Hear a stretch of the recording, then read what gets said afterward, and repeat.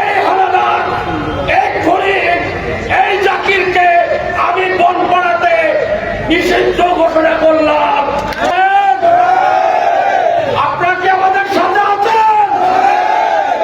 আমি বলতে চাই, কি দোষ ছিল আমার প্রিয় নেতা, কি দোষ ছিল আমার এই গোড়াইয়ের গ্রামবাসীর আস্থার আলো, কি দোষ ছিল এই শহীদ সারাউল্লাহর মতো সামান্য একটি মিছিলকে কেন্দ্র করে এই বনপাড়ার মাটিতে এই খুনি জাকিরের নেতৃত্বে এই বনপাড়ার রাজপথ রক্তে রঞ্জিত করেছে।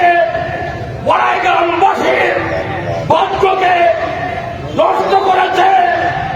এই বড়াই গ্রামবাসীর পক্ষ থেকে, বনপাড়াবাসীর পক্ষ থেকে আমি একটি কথা দক্ষভাবে আহ্বান করতে চাই।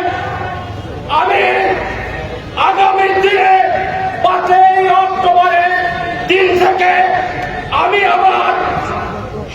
আমার জীবনকে উৎসর্গ করে এই হানাদার এক্ষুনি এই জাকিরকে আমি বনপাড়াতে নিষিদ্ধ ঘোষণা করলাম। কতক্ষণ পর্যন্ত এই বাবু হত্যার বিচার না করা হবে, এই বনপাড়ার মাটিতে আওয়ামী লীগের কোনো ঠাঁই নাই। আপনারা আমাদের সাথে আছেন কিনা বলেন? আপনারা কি আমাদের সাথে আছেন? আপনাদের হাতকে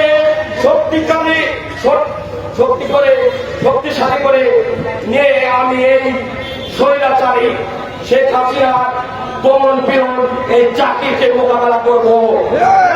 সেখানে বলো হুঙ্কার দিয়ে বলে দিতে চাই, আর বনপাড়ার মাটি তোমার জন্য হারাম। এই বলে আমি আমার সংক্ষিপ্ত বক্তব্য শেষ করছি।